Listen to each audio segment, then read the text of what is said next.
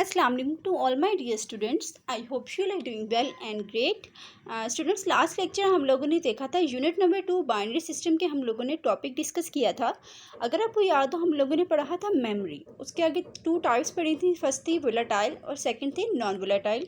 हम लोगों ने इसको फर्दर डिस्कस किया था कि नॉन वोलेटाइल और वोलेटाइल में हमारे पास क्या फ़र्क है। फिर हम लोगों ने उसकी एग्जाम्पल्स भी देख ली स्टूडेंट्स। फिर उसके बाद हम लोगों ने एक टेबल देखा था, अगर आपको याद हो, कि जिसमें आस्की कोड पढ़ा था। हम लोगों ने कोड्स देखे थे कि आस्की कोड में हमारा डेटा कंप्यूटर में किस तरह से सेव होता है और किस फॉर्म में होता है। बाइनरी में तो सेव होता है हमारा 0 एंड 1 के फॉर्म में तो सेव होता है हमारा, पीछे बैक एंड पे हमारा डेटा 0 एंड 1 की फॉर्म में सेव होता है डेटा।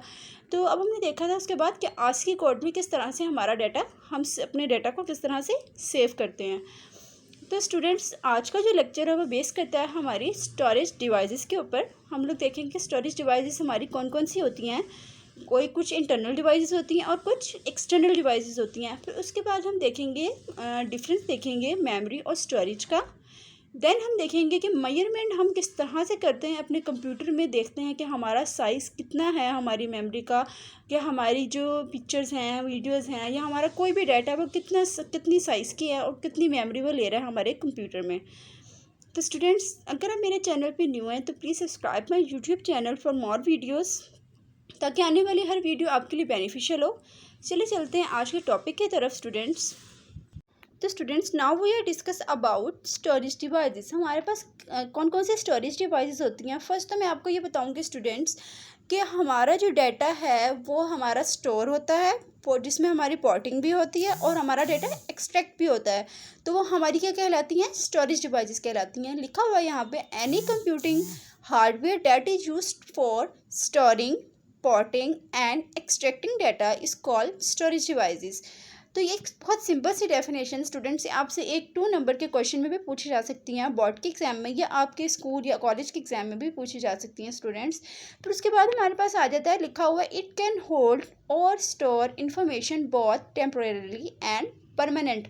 जैसे कि मैंने आपको बताया था स्टूडेंट्स कि हमारा डाटा कुछ ऐसा होता है कि जो टेम्परेरी तौर पे सेव होता है कंप्यूटर में और कुछ परमानेंट तौर पे सेव होता है। तो कुछ ऐसी डिवाइस हैं जो हमारे डाटा को, अगर हम लोग अपने कंप्यूटर को ऑफ भी कर देना तो हमारा डाटा जो है वो अपने कंप्यूटर में सेव रखता है। तो मैंने आपको मेमोरी में पढ़ाया था, अगर आपको याद हो।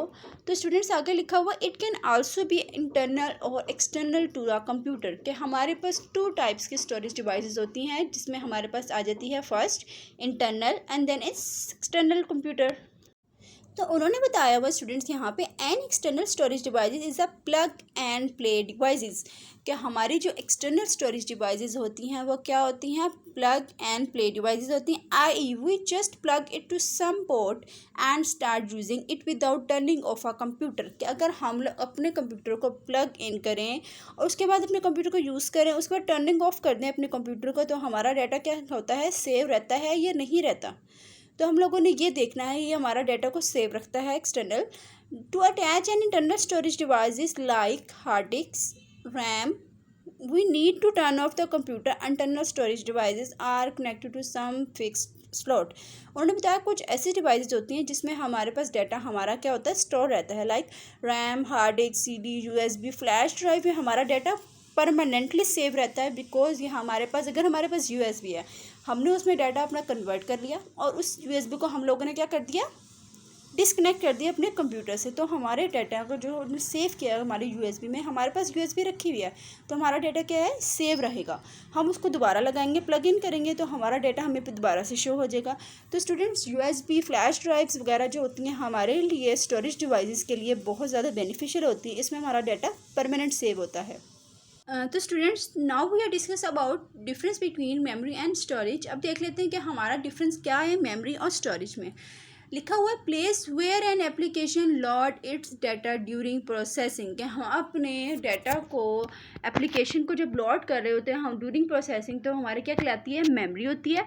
टेम्परेरी स्टोरेज डिवाइसेस, मेमोरी हमारे पास क्या होती है, टेम्परेरी स्टोरेज डिवाइसेस होती हैं।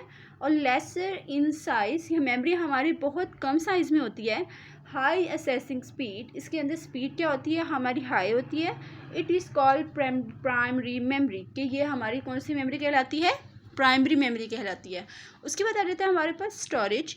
स्टोरेज में क्या लिखा हुआ है, usually the place where data is stored for a long or short term. क्या हम अपने डाटा को स्टोरेज में लॉन्ग टर्म और शॉर्ट टर्म के लिए भी सेव कर सकते हैं। फिर उसके बाद आ जाता है हमारे पास परमानेंट स्टोरेज डिवाइसेस। ये हमारी क्या होती है, परमानेंट स्टोरेज डिवाइसेस कहलाती हैं हमारी। उसके बाद आ जाता है ग्रेटर इन साइज, ये हमारी साइज में भी क्या होती है, ग्रेटर होती है। और इसमें आ जाता है लो असेसिंग स्पीड, कि इसकी असेसिंग स्पीड कितनी होती है, लो होती है, मेमोरी से लो होती है इसकी स्पीड। और ये कौन सी मेमोरी कहलाती है, हमारी सेकेंडरी मेमोरी कहलाती है। स्टूडेंट्स की बहुत ही इंपॉर्टेंट क्वेश्चन है, एक पेपर पॉइंट ऑफ व्यू से आपसे 2 नंबर के क्वेश्चन पूछ सकते हैं कि मेमोरी और स्टोरेज में डिफरेंस। तो बहुत ईजी है स्टूडेंट्स, आप इसको फिंगर टिप्स पे रख सकते हैं कि हमारी क्या होती है, मेमोरी क्या होती है, हमारी टेम्परेरी होती है, और स्टोरेज क्या होती है, हमारी परमानेंट होती है। और वो लो असेसिंग स्पीड होती है, और वो दूसरी क्या होती है, हाई होती है मेमोरी। इसी तरह हम लोग अपनी डेफिनेशन को इसके अंदर याद कर सकते हैं। तो ये आपके लिए बहुत ज़्यादा आसान है स्टूडेंट्स। तो students last we are discuss about measurement of size of a computer memory, कि हमने देखना है कि मेजरमेंट करनी है, देखना है कि हमारे साइज में हमारी कंप्यूटर मेमोरी में क्या साइज़ और उसकी क्या मेजरमेंट है। The smallest amount of data to be stored in a computer memory is 0 और 1, इट इज़ कॉल्ड बिट। उन्होंने लिखा हुआ कि अगर आपने बहुत स्मॉल डाटा अपने कंप्यूटर में स्टोर करवाना तो वो किस फॉर्म में सेव होगा, हमारे 0 और 1 के फॉर्म में सेव होगा। मैंने आपको पीछे बताया था स्टूडेंट्स कि हमारा डाटा हमेशा किस फॉर्म में सेव होता है, बाइनरी फॉर्म में सेव होता है। मींस 0 और 1 के फॉर्म में हमारा डाटा क्या होता है, कंप्यूटर में सेव होता है। A collection of 8 bit is called byte, कि अगर हम लोग 8 बिट्स को मिलाएं तो हमारे पास कितनी बाइट्स बनती हैं, इज कॉल्ड बाइट। मीन्स कि उन्होंने लिखा हुआ है a collection of 8 bit is called byte, कि अगर हम 8 बिट्स को मिलाएं तो हमारे पास क्या बनता है, बाइट बनती है। At least 1 byte is required to store any piece of information in a computer storage devices. उन्होंने लिखा हुआ है कि हम लोग अपने डाटा को कंप्यूटर में सेव करवाते हैं, तो हमें छोटे से छोटे डाटा को भी अगर हम सेव करवाएं तो हमारे पास क्या होती है, 1 बाइट हमें रिक्वायर्ड होती है अपने डाटा को सेव करवाने के लिए स्टोरेज में। ऑन बोथ प्राइमरी और सेकेंडरी स्टोरेज डिवाइसेस, ये हमारी प्राइमरी और सेकेंडरी स्टोरेज डिवाइसेस भी कहते हैं। डाटा हमेशा हमारा किस फॉर्म में सेव होता है, बाइट्स के फॉर्म में सेव होता है। मींस होता है वो बिट्स में है, लेकिन अगर बिट्स को हम मिलाएं तो क्या बनती है, बाइट बनती है। तो हमारा डाटा किस फॉर्म में सेव होता है कंप्यूटर में, बाइट्स के फॉर्म में सेव होता है। अब एक छोटा सा टेबल लिखा हुआ है स्टूडेंट, यूनिट्स लिखे हुए हैं। यूनिट्स में हमारे पास क्या आ जाती हैं, units bit, byte, kilobyte, megabyte, gigabyte, terabyte और पीटाबाइट।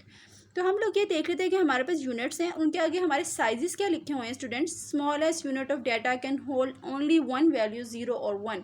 क्या हमारा अगर डाटा हमने स्मॉलेस्ट यूनिट में सेव करवाना है तो हमारा डाटा किस फॉर्म में सेव होगा, 0 और 1 की फॉर्म में सेव होगा। बाइट्स क्या होते हैं, group of 8 bytes enough space to store single ASCII character. मैंने जैसे आपको पीछे बताया था कि हमारा डाटा अगर ज़्यादा बड़ा हो तो हमारा डाटा पीछे किस फॉर्म में सेव होता है, आस्की करेक्टर्स के फॉर्म में सेव होता है। और 8 बिट्स को मिला के क्या बनता है, हमारे पास बाइट बनती है। उसके बाद आ जाता है kilo byte, 1 KB is equal to 1024 bytes. अगर हम लोग इसको 10 टू रेस पावर में लिखें, अगर हम लोग पावर में लिखें तो 2 की पावर 10 हम करें तो हमारी क्या बनती है, 1 KB।